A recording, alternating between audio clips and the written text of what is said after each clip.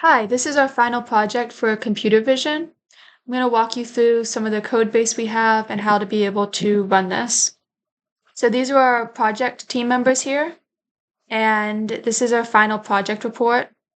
So first of all, if you go to the final project right here, you're going to find a shared Google Colab folder.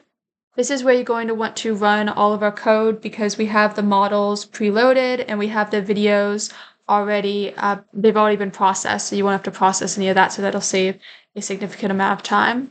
And then the data sets themselves are not in this directory, they're in our main root folders because they take too long to download, and then also it's just a lot of space to have. So we have those separately. So if you go to our shared folder here, you first find the final project, and I have that open here. So I'm just going to go ahead and walk through what we did. So the basis of a project is we wanted to have a crosswalk detection model that would identify pedestrians that were inside of the crosswalk. And this is particularly useful in intersections where the vehicle's views would be occluded of like a pedestrian. So if they were turning a corner and they can't see around the corner, then you could have an alert light up that would tell the driver before they turn that, hey, somebody's in the crosswalk, so when you turn, be on the lookout for them. So we have, this is the beginning of our project right here. We're loading in some of the libraries that we used. Now, if you go through the code, I went ahead and put comments at the top for what you don't need to run because this is the code that we used to originally separate out all of our data sets, but it takes a while to run and you would need the actual data, which is going to take up a lot of space to download. So basically, we worked with two data sets here. One of them was FPV Crosswalk 2025, and then a COCO dataset. Those are linked in our final project report if you're interested.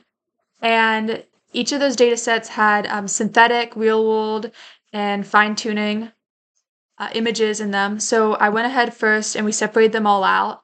And then each dataset also had different variable conditions. So if it was sunny or rainy, so this was tested on a bunch of different weather conditions as well.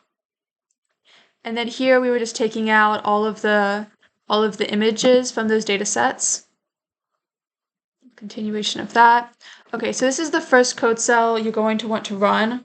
So this right here is going to take the API key for RoboFlow.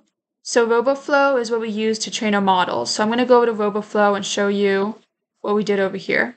So this was their people detection model. We analyzed a bunch of different models that RoboFlow has. So RoboFlow is a really awesome platform for model detection, and they had a bunch of different people detection models. We went with this one here, people detections 04. And then we also had a crosswalk model. So this one only had the data set for the crosswalk, so there were a bunch of annotated images in here. I believe it was 1,100 images. And then I went ahead and trained the model on it. So it took about 24 hours to train, and then we were able to use that in our final project. Okay. And then this is some more pre-processing that we had. And this is actually adding the boxes to our images. And then this gets all of our video files in, and then you can see that all the files are present. So this is our first cell that actually runs our models on it. And so we check to see if the person is inside the crosswalk, and then we draw bounding boxes to show that the person is or is not inside the crosswalk.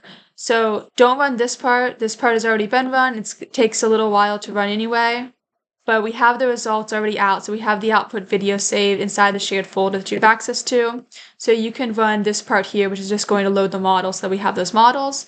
And then this is the first part of our project down here. So this is our first output.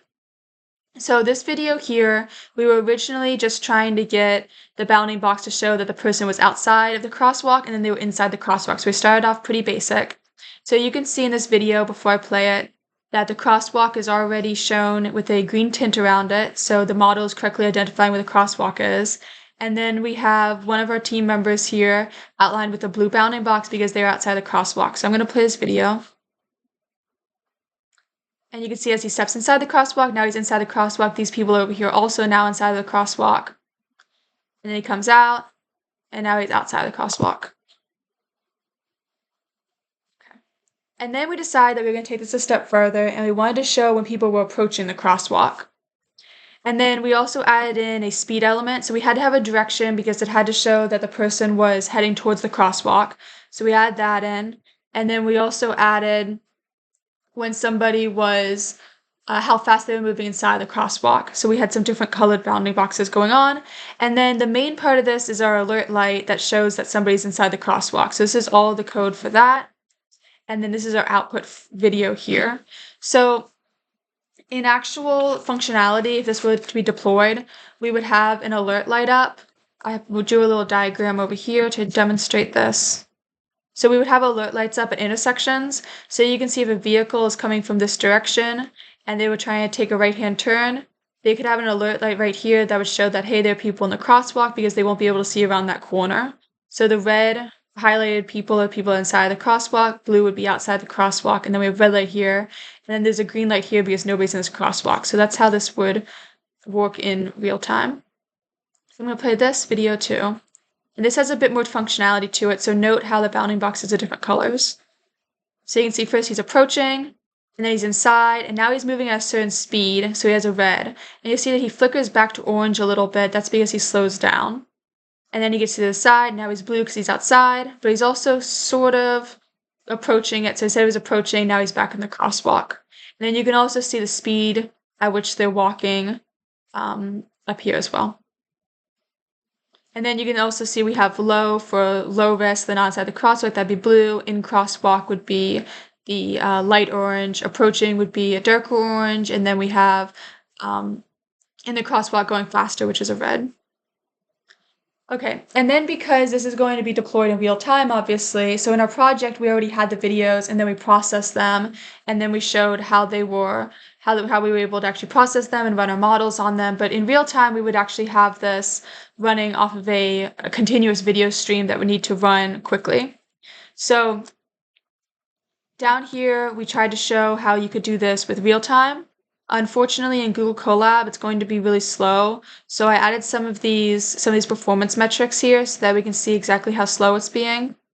Now, if we wanted this to be faster, we could pull it out of Google Colab. We could run it locally, and it would have better processing speed.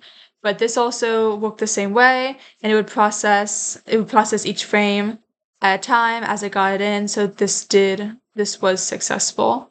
If you want to see that, you can go and run it. It's just that it takes a little while to run.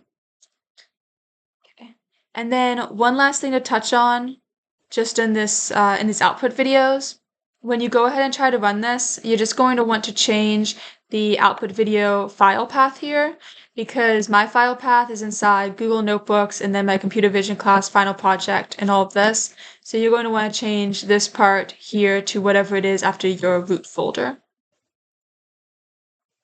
Okay, great. And then we added in at the end a little bit of what we wanted to do with this further. And one of the things is what I already mentioned, that we would like to be able to make this actual real-time deployable so that it'll run faster than we can actually set it up at an intersection. So we learned a lot from this project. I think this would actually be really useful to be able to deploy, and it would definitely save it would definitely be beneficial for pedestrians and just traffic in general, because I have some statistics here in the project report. I did a little bit of research, and it said that 18% of crash fatalities were actually caused by vehicles hitting pedestrians. So this should be able to significantly deter that statistic. Thank you so much.